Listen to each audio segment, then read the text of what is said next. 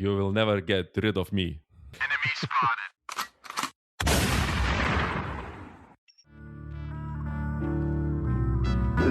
This is Ben from Common Knives, and you're listening to the High Carbon Podcast.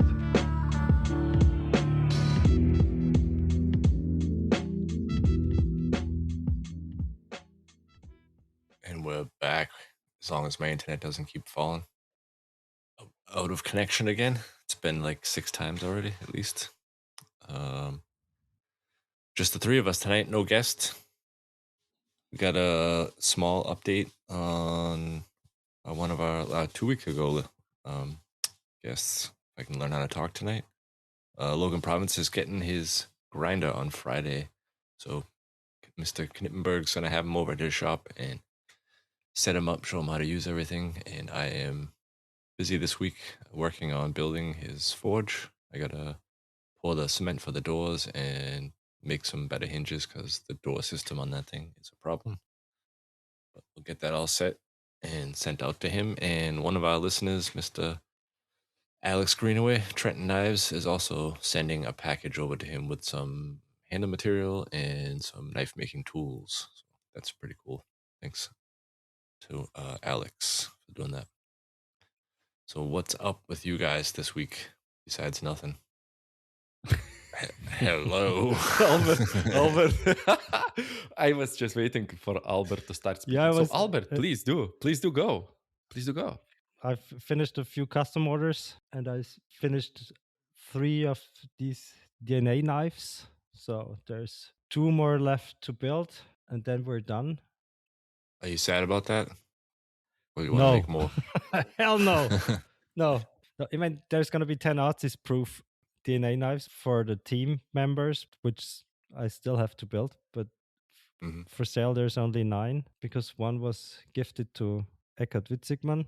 No, I won't be sad when I'm done because these fucking knives were so much work, and I'm super glad when I'm done. So I had to start stabilizing wood again because I ran out of this wood we got from France. That was that. Then I started working on a massive Chinese cleaver for a customer. This was a customer who bought my first double hook knife made out of chevron kumai half a year ago. And he ordered a Chinese cleaver also with a double hook grind. And the Chinese cleaver is a very tall blade, and it's kind of tough to do a double hook. Or the grind is tough because the blade's so heavy when you start out. But I'm done grinding it, and I'm done hand sanding one side, so I have to do the second side. What's the spine thickness on that one? I think they usually are really thin, right? It depends. You can get very heavy ones as well. But this one is, before grinding, was like 2.5 millimeters or something. So not too thick. I did it a bit differently this time because it's such a tall blade. I made almost a full flat grind, left the edge a bit thicker than usual, and then I did the hook grind after I did a flat grind to thin out the blade a bit. You know what I mean? But still, the hook grind is like 10 millimeters above the actual edge, right? 10 millimeters, yeah, or something like that. Yeah. So it's not actually thinning out. It's basically just creating the geometry for foot not to stick, right? So you've got a little bit thicker edge, but you have less engagement with the foot that you are cutting.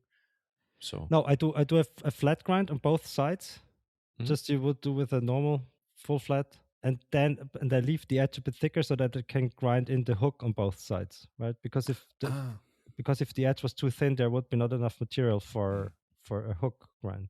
And the last 10 millimeters, they would be like, would you do convex or just leave it as convex, slightly convex? I always do the hook grind slightly convex.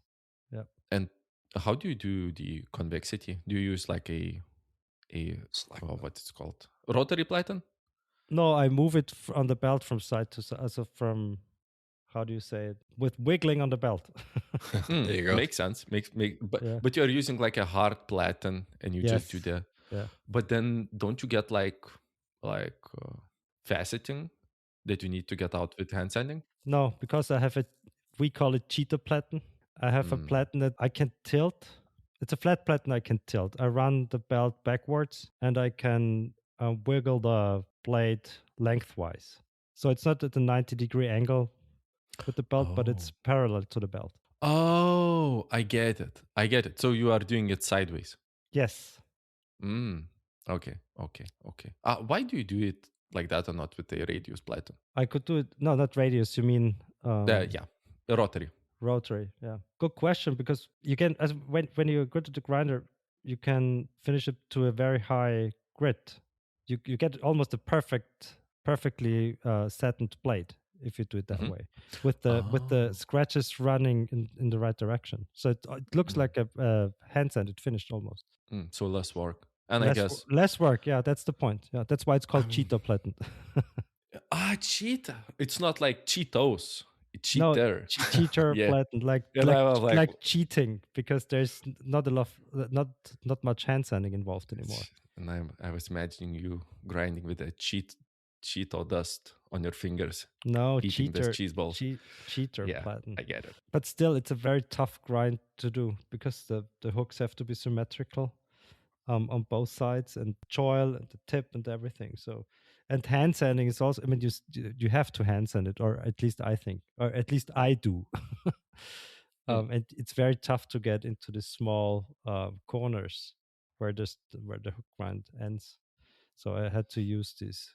I think I told you guys before, I had to use this die maker stones for hand sanding. Yeah, and this sucks. It's a lot of work, and it's a tall blade, so a lot of real estate to hand sand. Two questions. I think hand sanding it is such a pain in the ass, because it's basically just the size of A4 paper. not quite, but it's fucking huge. It's just so huge. Okay, like something smaller, like A5, maybe. Yeah, but still, it's still a lot of real estate to hand sand. Yes, it sucks. So I feel so sorry for you. Thank you. And when you are using the die maker mold stones, whatever thing is, do you kind of shape their tips for our specific needs? Yes, I do.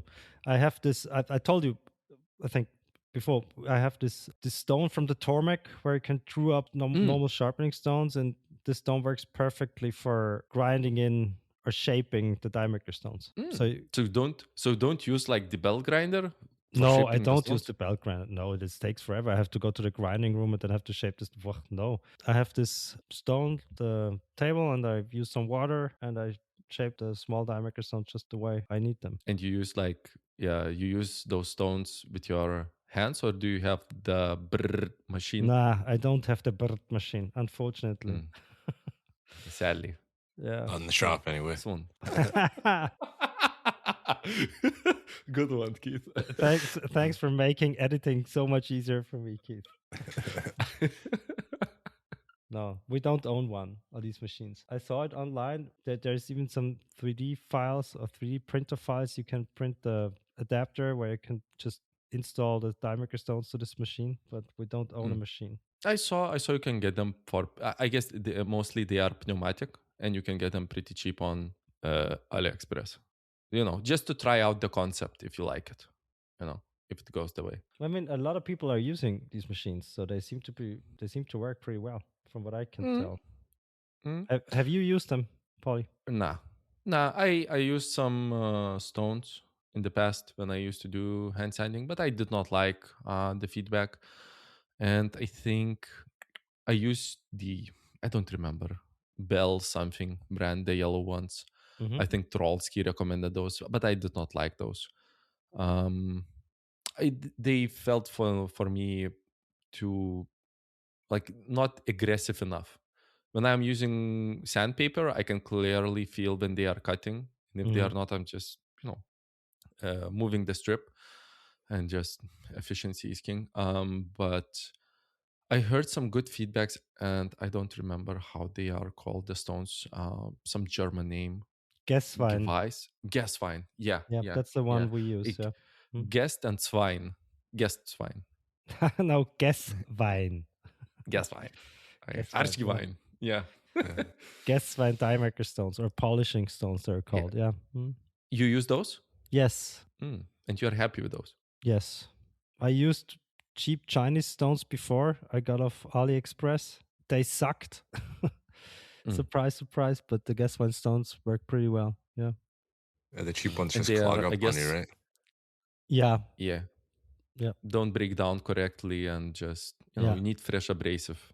So, Pauli, what kind of negative feedback did you get from that finish, from the stone finish? Negative feedback? Yeah, you said you tried them before and you just didn't get like the feedback you got from them. Yeah. So that they were clogging up. I did not like the actual physical feedback of the stone on the blade. They felt like they are not actually cutting, but just gliding on top. But, and still when I was doing some satins, they were just an intermediate step. And at the end, I would use to go, if I remember correctly, I would use to go up to 800 full pull satin. And then I would go down to 600, just the final pulls. And I kind of like the more defined lines on the blade. I don't know. Just something that I did. But it's been years since I've done any hand sanding on a blade. So I'm so happy for that. I'm so thankful. Thank you, Lord. I would not imagine hand sanding a Chinese cleaver. Yeah, it's no fun. Let me tell you that. Yep. Yeah. I mean, if you think you have to do it, you have to do it. And you had a visitor I sent you away this week, Albert. A customer, right? Yeah. You sent the customer away. That's true. Thank you for that. I totally forgot. Yeah. He was from around the area. Yeah, he was pretty close to you. He drove all the way up to me to tell me that he wanted a knife in 10 days. And I'm like, first when he called me, I'm like, he wanted to see my shop. It was a customer from my day job. And he wanted to see my shop because we had talked about it when I was at his place. And when he got here, he said he wanted to buy a knife for a birthday. It was in like 10 days. And I'm like, no way I'm going to finish one. But there's a guy close to you who probably has some finished ones. So I gave Andy a call and I don't know, he listed off, I said 8 or 10 knives or something. So I think he bought something from me, right? Yeah, he bought one, a pretty nice one. I think it was also a hook grind Kumai chevron chef knife. Nice. Yeah, very very nice blade. Yeah, he's like 20 minutes away or something, or 15.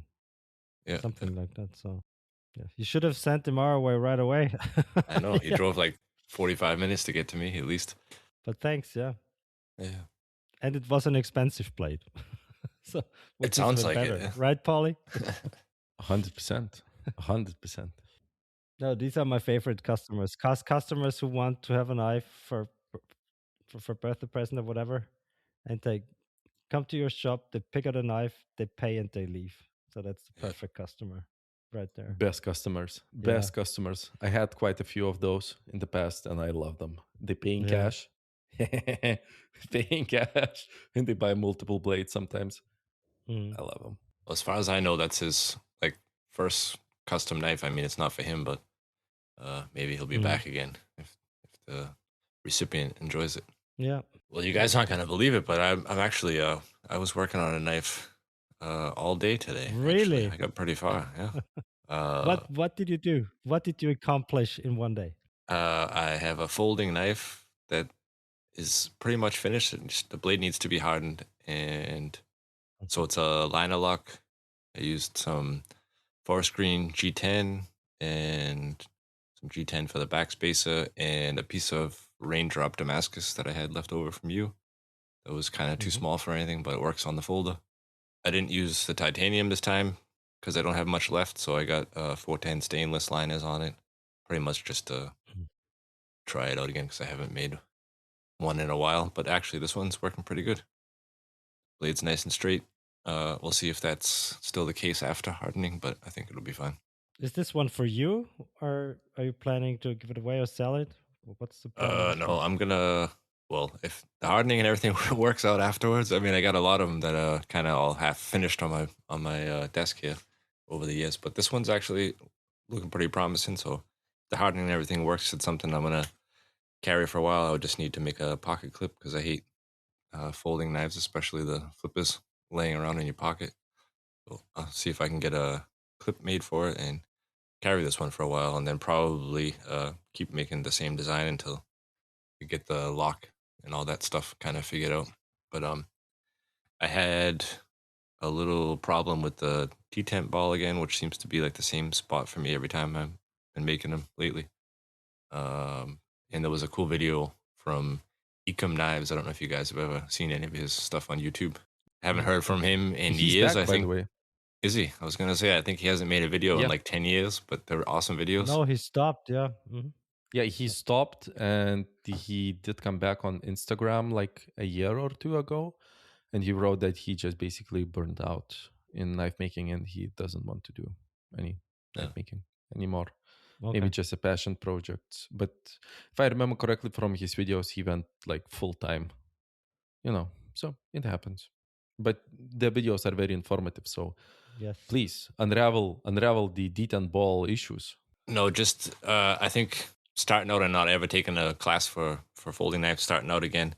When you get to the detent ball, it's like super important where you place it. First of all, you don't want the stupid detent ball track showing when the knife blade is open, which you see on some of the cheap Chinese knives, which bugs the shit out of me. Like when the knife's open, you can see a little track peeking off the top of the scales, and also like the closed position and like how hard the ball is actually holding the blade so you can flip it good to get it open. So the flipping part wasn't really a problem, just getting it to close correctly. And on the video, he showed a tip which I actually learned from when I went to Vienna a couple of weeks ago, or actually it's been probably a month or two ago, to visit Sid, to squeeze the knife completely closed and like a little bit overextend it when you drill the hole into the blade for the detent ball. So you don't want the ball to actually fall all the way into the hole when it's closed. It should be like riding on the edge so you keep some tension on it. And the problem that I end up is with trying to like tweak that and see if you can get it to flip correctly and stay closed correctly. So on the video that he had, he used some, I think they're called, I don't know what it is in German, just feeler gauges. So you can buy like these small gauges that like mechanics would use to cap spark plugs and stuff like that. They come in different thousandths range or millimeter range, half millimeter and smaller and all that stuff. And you just take it out of, it's usually on a keychain that flips open. So you take it off the flipper part, and the hole that holds this pack of feeler gauges together, you can put right over the top of the detent ball and then press your ball in to the height of the feeler gauge. So you get the same depth every single time, which was a cool trick. Because before that, I tried with the hammer or put it on to a bench and closing it with a pair of like can't twist vices or something like that. But it's hard to get the exact height. So that little feeler gauge trick is pretty cool idea, and it worked. How many hours go into one of these folding knives if you make one, Keith? I started about 5 o'clock this morning until about 6 p.m. and that's where I'm at right now. Everything finished except the blade's not hardened, and then do some shaping on the handle. That's really quick. It is, yeah. That's quick. Yeah. Could you make me one? It's so quick. You have a day off. Sure. I want one too. T-shirt. Yeah. I want one first. Let me finish and carry it for a while. Make sure everything's good. I don't know how the 410 stainless is going to hold up. Could be a problem on the lock face, but like a lot of the cheap Japanese or Chinese knives, I mean, they're all using just like 410 stainless, and most of them are painted black or something, and they seem to hold up. It could be some result in some lock stick, right? Because they are a little bit gummy. But it's the way to go to use Damascus scraps, I guess, and not to make like micro tiny cleavers. Just make a folder. Yeah. It's such a better way. But it's way harder, Pauli. Yeah. But you look, you can make a beautiful folder, or you can make a shitty thumbnail knife. So I mean, you choose. Those who make shitty thumbnail knives probably can't build a folder, can they? So yes, and that is why we are not buying shitty thumbnail knives, because they cannot make anything better. everybody's got a pile. I mean, people that are working with Damascus has got a pile of Damascus scraps, and they usually find something in there big enough for a pocket knife. And I mean, even with regular steel, mono steel, there's plenty of that around. But why not use the scrap Damascus that you're probably not going to use for anything else anyway? And if it turns out to be shit, you weren't going to use it. And if it turns out to be good and you use mono steel, then you're just going to hate yourself because it should have been Damascus. My opinion, anyway. Yeah, that's true. Yeah. That's true. True, Yeah. true. So how much material did you have to use? Like how much Damascus was it? How large was the billet? It was like just a little scrap cutout in section somewhere, probably on a handle from a full tang that I have. I think the blade, let me see, measure it. The blade is like just over 10 centimeters long. Okay. Handle's about the same, like 11. Okay, that's really a scrap piece, yeah. 10 centimeters. Yeah, and you got a folder out of it. Yeah, but I mean that's how big it is now. It was a little bigger before. Yeah. do you have like a, that's what she said. But do you have like a do you have Thank a do you have a surface grinder, like a legit one to go to like nominal thickness? Well, no, I have this one was already surface ground from Albert, this piece of scrap, so I didn't have to do anything. But other than that, for the belt grinder, I have like the normal surface grinder attachment or my mill. I can surface grind these small pieces on my mill. So I guess I don't know. I've never built a folder, but I guess then if you have your blade at a set thickness, okay, that you want to go at spine, right? Then you have to have appropriate size spacers, right, at the end of the handle, so they are the same thickness as the stack up of the blade and the bearings, if you have any, stack up. Right. Yeah. I don't have tolerances like Lynn Blades does, where he's got like micromillimeter in between. They look fucking awesome when he does that. You can see some space in between them, but yeah, you need the blade thickness and the thickness of the bearings. Those are usually set into a pocket a little bit, at least. On one side, I did mine on the liner side and the blade, and then once you get the handle material on top of that, you can tighten it all down, and then with some calipers get your the spacing that you need at the blade end, and then just make a back spacer to match. So mine happened to just come out to exactly 4 millimeters altogether with everything, and 4 millimeter G10. I have that already, so I didn't have to surface grind any of that for the back spacer. But I think when I get it all heat treated, if everything stays nice and straight, I will probably set the bearings into the liner side a little bit on each, and then reduce the spacer, see if I can get the tolerances a little tighter between the blade and the liner. And the lock face, I guess it's the lock face called, on the blade itself, where the lock intersects. Did you ground that already, or are you doing that after heat treatment? After heat treatment, yeah. That's pretty important part, so you don't get any wiggle. Last step. And I heard that there are some specific angles, and some people like to do it with a radius wheel, right? Or am I wrong? Yeah. I've tried both ways and had better luck with just angling the platen on the grinder, using your work rest and angling the platen. Is it something like 8 to 7.5 degrees? Yeah, I shoot for 7 usually. Yeah, okay. I mean, I'm definitely no expert folder maker, but these are just the angles that I've been shooting for. And like you said, when you look online, that's usually the range that they're doing, 7 to 8. You are the folder expert here. I haven't built any. Albert, did you build any folders ever? Only friction folders. That doesn't count. That doesn't count. I agree. Yeah. Do you like friction folders? What do you mean, like? Like? Do you carry them? Do you like to have them? Do you like to make them? No, because they are they're stupid. They suck. I mean, you have to use 2 hands to operate them, to open and close them. If you don't want to hurt yourself, then the I don't know what it's called, the tail end sticks out. So no, I'd rather have a liner lock or some other kind of locking folder. That's why I'm super interested in Keith making one, because then he can teach us. Yes. Yeah. Yes. Let's do it. Let's go to Albert shop. You got way better equipment. Yeah, come to our shop and we make a folder. You teach us how to do it.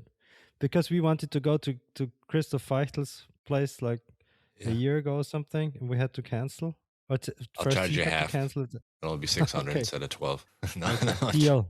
Yep. Perfect. The thing you really got to do is make sure that everything is flat and straight, and the rest of it's pretty much just following steps, trying to keep them in order. Mm-hmm. A shitty ass mistake is when you got everything almost kind of finished and you're not really like digging the shape of the handle or something. Don't just fucking start grinding stuff away because the knife has to operate open and closed positions, and that's where a couple of times I've messed up, like just trying to take a radius or corner a little bit more or something stupid, and then when you go to close the knife, it looks retarded. Then you keep taking material off, trying to balance it. And start with a nice template, keep everything flat, and stick to it. Okay. Yeah, and friction fold is a pain in the ass, just like you said. There's no good way to carry them unless you have some kind of like leather pocket sheath kind of thing. And that stupid tab, like I don't know what it's called either, is a pain in the butt. But look, here's my argument. If I have to carry a sheath for a pocket knife, then I could also carry a fixed blade. So it doesn't make any sense for this fucking object to be a pocket knife, I would say. And for a simple knife, it's still, I don't know if is that legal in Germany? I mean, it's a one-hand operation, right? A pocket knife or a friction folder, you mean? Friction folder, yeah. Friction folder is legal, yeah, because it's a non-locking folder. Even if you can open it with one hand? Yeah. Okay. The rule, as far as I know, paragraph 42a says that if it opens with one hand and locks, then it's not legal. Then it's not a legal pocket knife. I think Trollsky with the Mandu resolved it with using double detents. Right. So it's, it has the friction, but it's non-locking. So it kind of works out too. But I also learned at Knife Show Austria that knife is no longer in production. So if you have any, that was the last of them. Because I tried to buy, Sid was looking for one, and I tried to buy one off of him. And the table next to him, Kapuka, had some. But the new version looks exactly the same, but it's locking. They are missing out on the market. Yeah, but they're making a better knife. But I think they should still offer both. Yeah, I mean, whole Germany and Austria would benefit from that. Are you going to be done tomorrow with the pocket knife then? I don't know. Hopefully I can at least harden the blade tomorrow, and then I got to go over to my shop and put some orders in. We'll see. We got a long weekend. We have Monday's a holiday, so maybe I'll get it done. Will you send us pictures when you're done? Sure. Cool. Of the knife, please. Oh man. Yeah, of course. All right. We'll see. And are you going to use Gator Piece Heavy to etch the blade?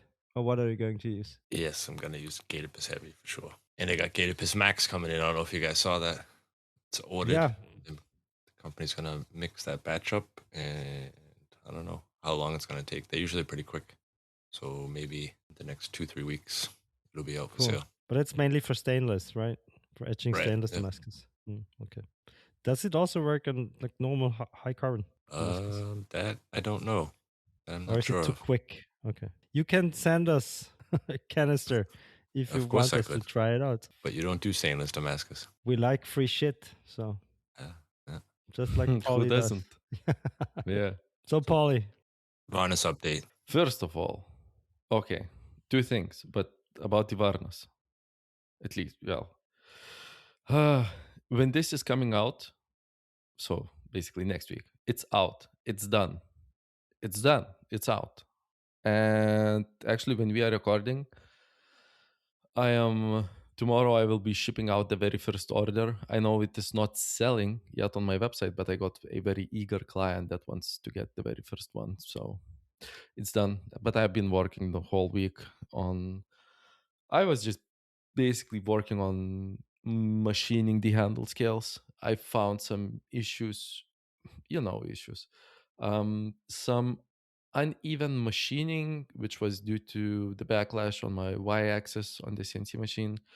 So I changed up some strategies of machining and also fixed up the backlash. But the CNC is up for some maintenance and the renovation. I need to change out the ball screws, the ways, the motors. I have some ideas. I will redo all the electrical parts. But I have a second CNC that needs to be fully restored, so I will do that first. So I will always have at least one machine operational. And at best times, I will have 2 machines operational. So it's done. I'm pretty happy how the handles are turning out. Love the sheets. Just heat treated the very first batch just to take pictures and post it on the website. I still have to do the long format video. So I love how it is looking. I love how it is feeling. Love the balance. I just love the blade. And the second thing I think that we talked just right now, and Albert said that he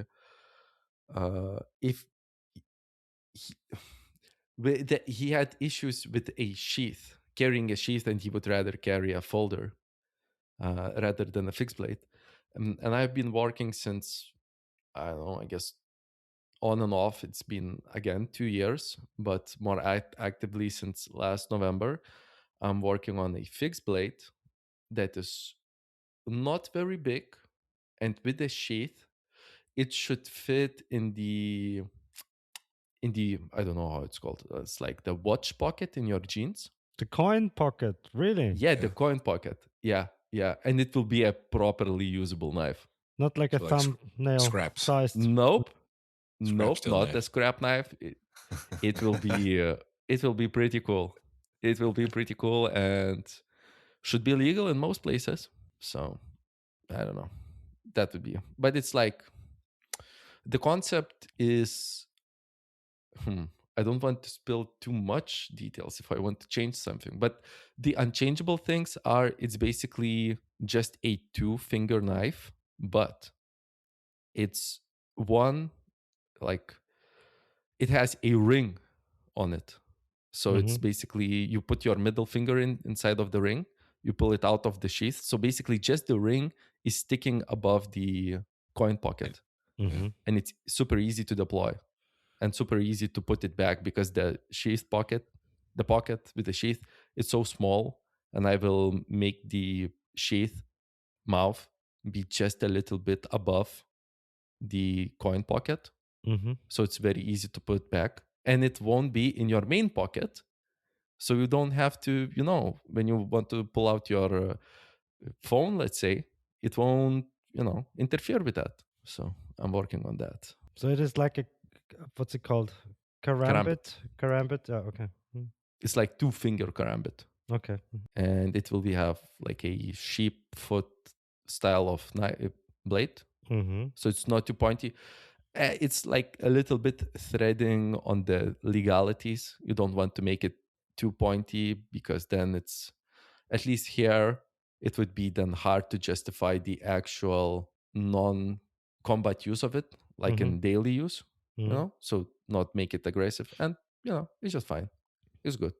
Almost a straight edge with some radius in it, and a nice tip, as it can be on a sheep's foot. So easy to open for boxes, yada, yada, yada. And I guess I just looked at the pocket, and I think I use it for a big gas lighter. Sometimes I use it for a few coins, but it's mostly unused. So that should be cool. And it's concealed, and it's pretty good concealed. Only a ring is sticking, and it's so easy to put your middle finger and to pull it out, and the index finger is just instantly going to the right place, and your thumb on top. But does it's gonna have a Kydex sheath, I guess, right? Yeah. Okay. Yeah. Is the Kydex sheath staying in the pocket? Yes. Okay. How? Is there a clip? Ulti-clip. A clip. Okay.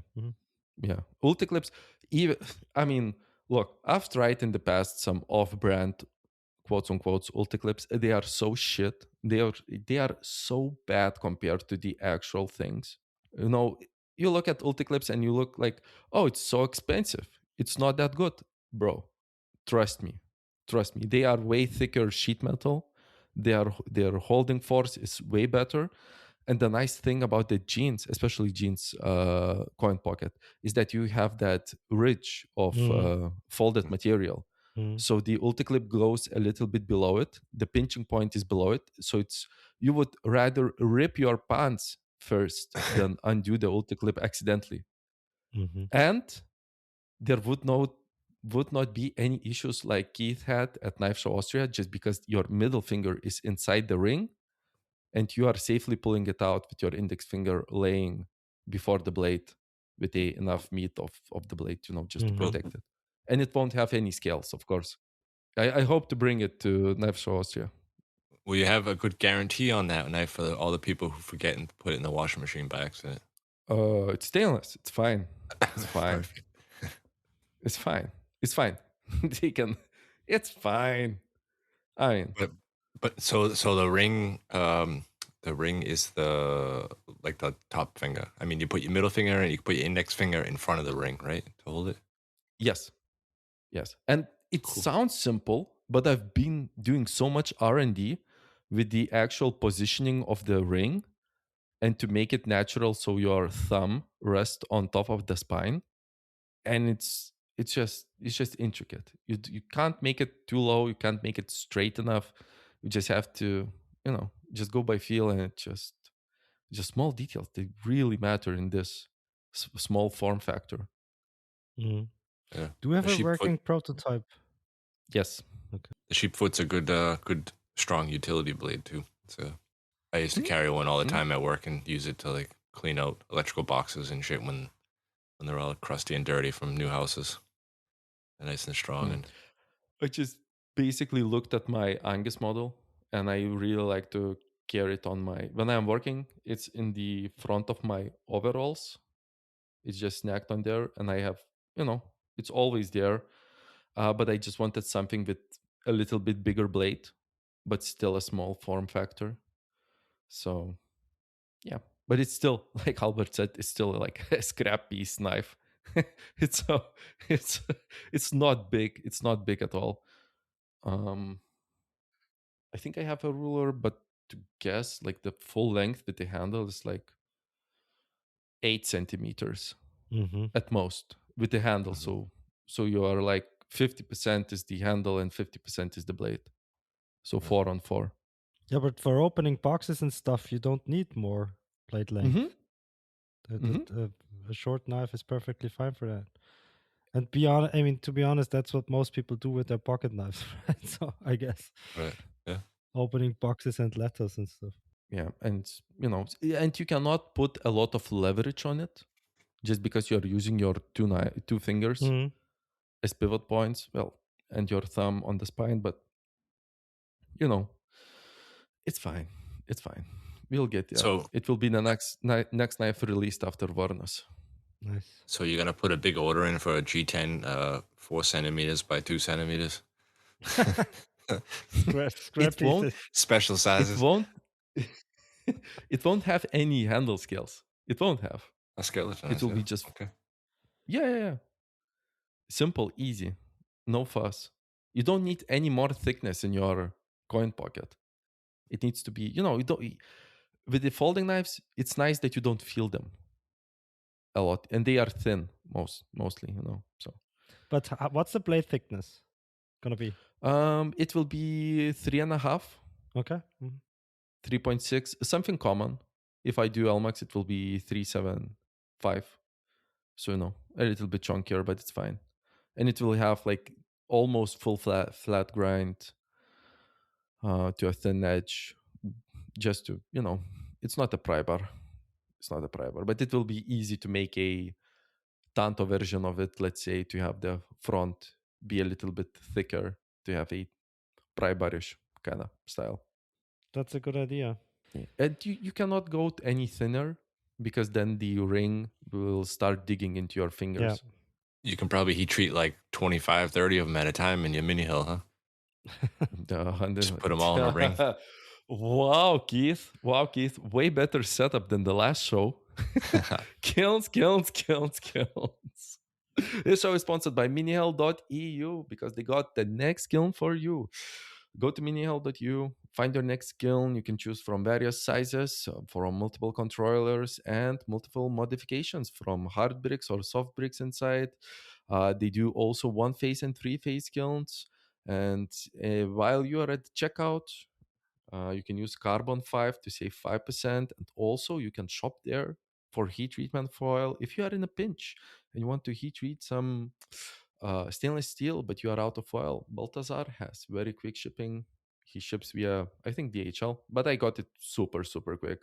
And yeah, it's not that expensive, and it's easy to work with foil. So easy peasy lemon squeezy if you know how to do it. So minihill.eu, And if you cannot find the next kiln for you there, you can always shoot them a message and they can build you something custom, which I've seen some great big and small kilns for various things. So minihell.eu, they got the next kiln for you, carbon 5 at checkout, and now back to the show. So yeah, I can heat treat a lot of blades. It's a lot. It's a lot. I think for my Iltis model, when I do the pouches, I think I can fit in like 3 of those. So I can heat treat quite a lot in one batch. And they are not that long, so there is minimal warping possibility. And they are all the same thickness, so it's easy to quench them. That sounds like something you could probably CNC grind. You just got a full flat on a very small blade. I would love to CNC grind everything, but I don't have the proper CNC. You got a gigantic ring to use to hold that thing down? Come on, you can come up with something. Nah, look, when I'm using my jigs, it's so quick to grind. I think when I ground my Varnas blades and I grind them before heat treatment up to like 80-85%, it took me, with exchanging the blade inside the jig, it took me under 2 minutes to grind one blade before heat treatment. And the finished grinding, of course, takes a little bit more time just because you need to get that grind line, because it's a saber grind. You need to get that baby straight, nice, crisp, no waviness. But it's so quick. So, CNC, it's a little bit overcomplicating and it will take longer.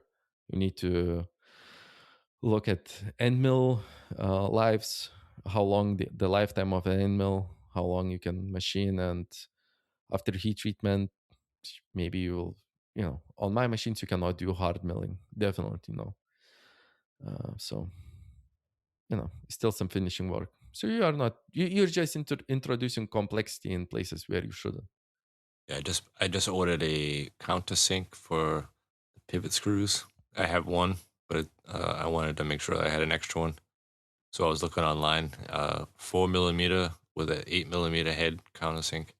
It was like 87 euros, something like that. Fuck off. Oh my God, that sucks. Is it carbide, right? Yeah. Yeah. And I think Roman Casa is making some of those. You can buy some of countersinks from him. Yeah. And he's doing them with some fancy PVD coating, I think. And they got really good feedback. So yeah, you should write him. He really knows his shit in this place.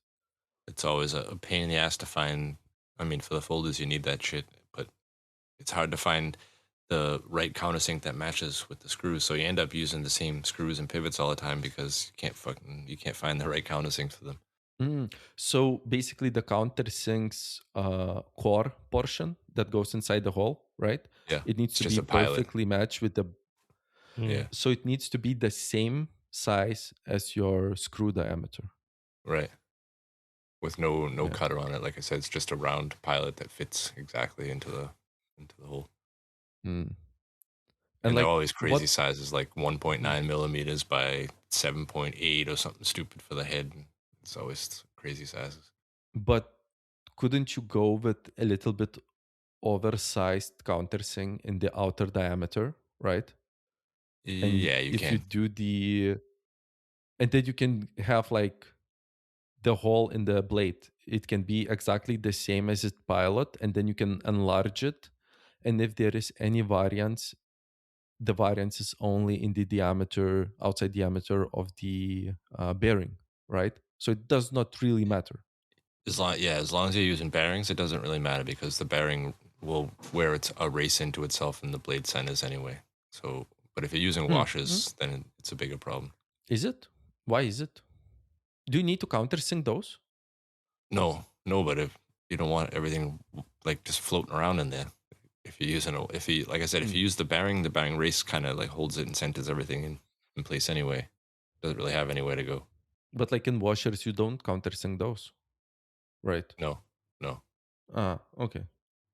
Another option, or one of the options that I have some bearings that have, like, for instance, in this blade, it would have been good because I'm using stainless steel for the liners. They actually have, it looks like a washer, so it's kind of the same thickness as a bearing would be, and it's hardened and already has the race like worn in, like where the bearings would roll on is already worn into this hardened piece of steel, so you can actually countersink that on the softer side, like if you're using softer liners, or you're using just a G10 handle on one side and the liner lock on the other. You can put this hardened washer, the bearing race already worn into it on that side, which is pretty cool, but I can't find countersinks to fit them. Oh, so it's basically a sandwich of a washer, and against the washer, the ball bearings run, so they don't run against G10 straight. Exactly. Yep. So they have a hard. Oh, okay, I got it. And I guess then the depth of the countersunk pocket is really, really important for blade centering. So you need to get that on both. Do you countersink both the handle scale and the blade itself?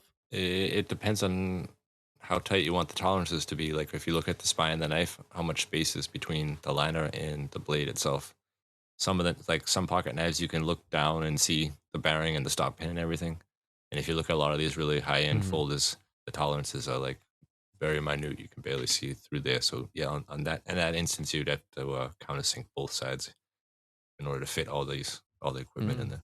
But you could basically just do a deep pocket in one side, right? And you won't be able to see, like in the handle scales, right? Yeah. A deeper pocket, and you get the same result. Yeah, as long as you have hardened. If you're using like titanium or something, that would work. Or else you'd need the washers with the hardened spacer, like I said. If you're using G10 or something like that. And do they come like in good thicknesses, or do you have to, flatten them? Like, do they come prepared for it? Yeah, they're already nice and flat. You can get them in different thicknesses, but yeah, you got to find the right drill bits to fit it for the center bore. You got to find the right pivot to fit.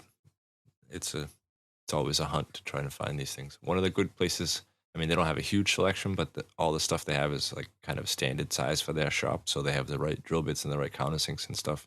Is Eurotechnique. That's like the best place around here that I found that's actually metric. I actually have a lot of screws and pivots and balls also, and the ball bearings from them. I really wanted to do a folder, but it's just a side project.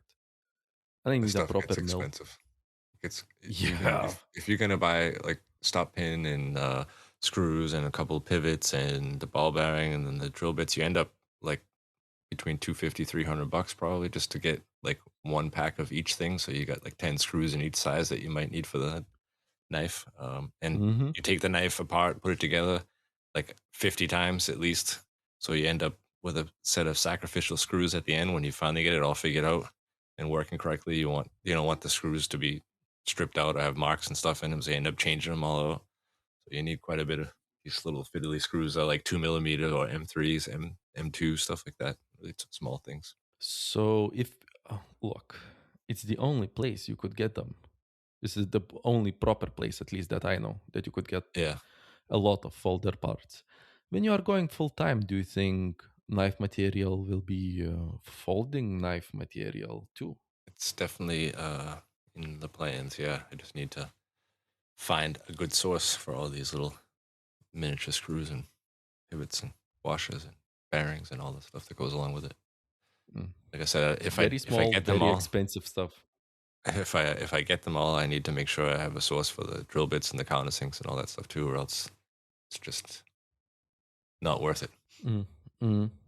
Yeah, it's not worth it to have just a part without any drill bits or anything that are actually useful. People are more inclined to buy if they can get everything in one place. Yeah, not just, I mean, drill bits like a small 2mm drill bit and stuff like that. You can get those anywhere, but most of the people, or a lot of people, are using mini mills, and you end up with not very much clearance left when you start using like your vise, and then sometimes you got a rotary vise that goes on there or something. The amount of height you have on the mini mill starts to get limited, so especially in these smaller diameters, the short drill bits. In English, they call them like Java drill bits. So they're like half the size of, or half the length of a normal drill bit. Is a much better choice, not only for the clearance, but in the smaller diameter, you have a lot of flex in them when you're drilling and you end up breaking stuff. So the short drill bits are better. You can get them in carbide. Oh, and the one side of the blade is, you said it wasn't titanium because you don't have a lot of it, right? It was just stainless. But there are a lot of small holes that you need to... Wait, I have a few questions. Yeah. How are you doing the tapping? Do you have any special like kind of tapping head? And going together, a question with the tapping, you said that you made the spacer from G10 that was 4 millimeters. How are you holding in that G10? Is it like with screws and like posts, or is it like screwed in to the G10 itself? Yeah, I'm using posts. So I think if anybody's shopping on Eurotechnique, they have them listed as pivot posts. So they're already drilled and tapped for M2, M3, and I think they have some for M4 screws. So you just kind of think ahead of time what your pivot size is going to be or what you want to use for your spacers. In the past, I have drilled and tapped the titanium, but that's also a pain in the butt. Tapping titanium with 2 millimeters is not really that easy. So they tend to break taps a lot. So I use the posts. You just need to figure out your spacing and get the posts shortened to 90 degrees, nice and flat. You want everything to be straight 90 degrees. So you got to set up some kind of a way to shorten them. A lot of people, or I think you have also, if you've got screws that you want to shorten, you get a sacrificial piece of steel or something like that and grind to the, if you need them to be 4 millimeter long, the screws, you screw them into a 4 millimeter piece of steel or G10 or whatever, and then grind like a batch of them. So down to the same height as the steel or the G10 or whatever you're using. I found a really great way to shorten the screws. I'm shortening them using my CNC. I have a special fixture. But if you want to do them quickly and a little bit dirty and you don't have a CNC, you can use that. Let's say they are countersunk screws, right? You use a sacrificial piece of steel. You countersink them so they are just below the surface of the steel, and then use a surface grinder on your grinder. Yeah. And you just plop it on the magnet and you just go up until the steel goes, and you can easily get a nice finish, and they are all equal size. And then when you get when you are grinding at the very end of the screw, you get just a tiny bit of a tail in the steel, like a fucked up thread. Well, if you use steel that is threaded with countersunk holes, when you are threading them out, it fixes everything. Yeah, it's fine then. Yeah, so that works awesome to get things 90 degrees, like you said, countersink the head. That works really good for the posts. And for the screws, I usually just get a sacrificial piece of steel or G10. Like if it's a 2 millimeter screw, I just drill a 2 millimeter hole and hold my screwdriver onto the head of the screw and push it up to the belt grinder. For the screws, it's not really that important. They just need to be short enough so they don't bottom out. But the posts need to be 90 degrees, so you got to make some kind of a jig to hold them. Yeah, I hate shortening screws, bro. I use like 4 screws per knife, and every screw needs to be shortened. So if I need to shorten 400 screws, 400 screws, if I want to sell 100 knives, it's insane. It's so much. 200 screws for 50. What does your jig look like? How many screws can you shorten at a time? 55. 55, and it takes like... The CNC cycle time is... I don't remember. It's something like almost 10 minutes. Yeah. So, and it really depends. Like my plain stainless steel screws, I polish the heads of them. Not like polish, but I put on a satin, and it sucks so much. Imagine if you're doing 200 screws. So you have 200 times, put every fucking screw inside your screwdriver, put it against a abrasive.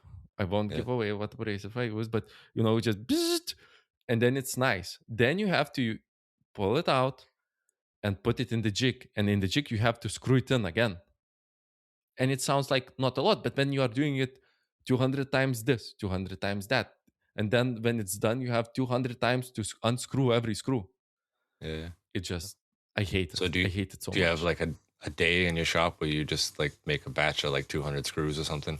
Just get it over with? Or do you always like searching for screws? Keith, I have a box. I have a nice box with compartments. I brought it to the last Knife Show Austria, but it has posts. It has shortened screws per model. So it's all full now. It's super heavy. It's full of screws and posts, but it's done. And I'm ready for this whole year. I'm all stocked up in screws and posts that are good. Yes, but that must be so satisfying when you got that whole box and you don't have to fuck around with that for like another year. And it's scary. I'm looking at that box and it's like inventory for my whole year. And if I drop it, you know how much picking up I need to do? It's insane. It's insane. Yeah. And it's so heavy. It's unnaturally heavy for that size of a box. It's full of steel and it kind of bends a little bit when you're carrying it on the handle. And I think if I would make it not horizontal, but vertical, carry it by my side, I think the lid would open. Yeah, or at least enough so that they get all mixed up and the sizes are all screwed up. Nah. I tried it. It's good for that, but I think one good bop to it, with the knee, it's open, it's all on the ground. It's bad times. And it's scary. One small compartment with all the screws for my all inventory it's no good. Yeah, that's probably a good idea when you're buying these small screws.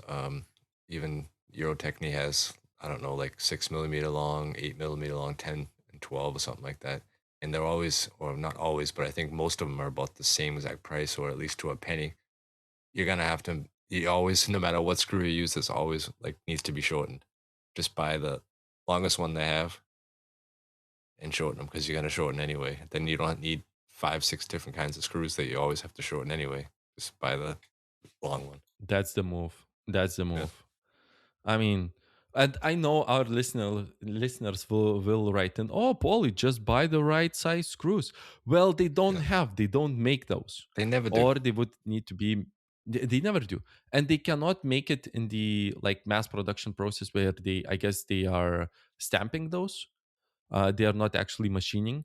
And if I want to have a very short thread screw, then I would have to, have them CNC milled, and they have huge MOQs, long waiting times.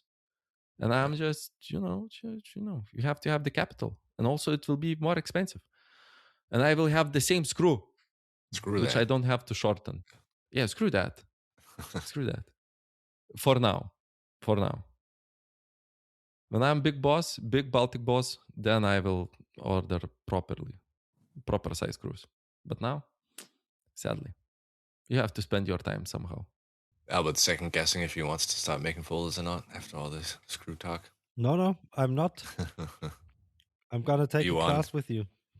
Were you just on Eurotechny? Yes. I thought so. Yeah, sure. Sometimes we can pick a day, get Pauli to come down, maybe before or after Knife Show Austria, one of these times. Yeah. He's already here anyway. Hell yeah. And if I remember correctly, it's free. The lesson is free, right? Yeah, sure. Of course. Yeah, it's free now. It's supplying all the materials. Hell yeah. I'm coming. What is Pauli bringing to the table then? Company. Good company. A good company, shit talking, blah, blah, blah.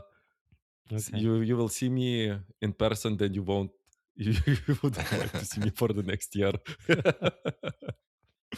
It's fine. It's good. I'm bringing the mood. Good. Well, that was pretty good. Albert thought we didn't have anything to talk about. It was a little folder talk from limited experience folder maker.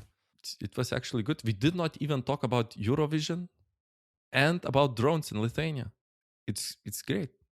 It's a proper show. Well, if one falls down in the area, you need to get rid of it. Let me know. What do you mean? I will. Look, I know how to handle myself. You just, disassemble it and sell it for parts. Or put in your own electronics, and I will send it straight to Kaliningrad. Send it back. Fuck them. Send it back.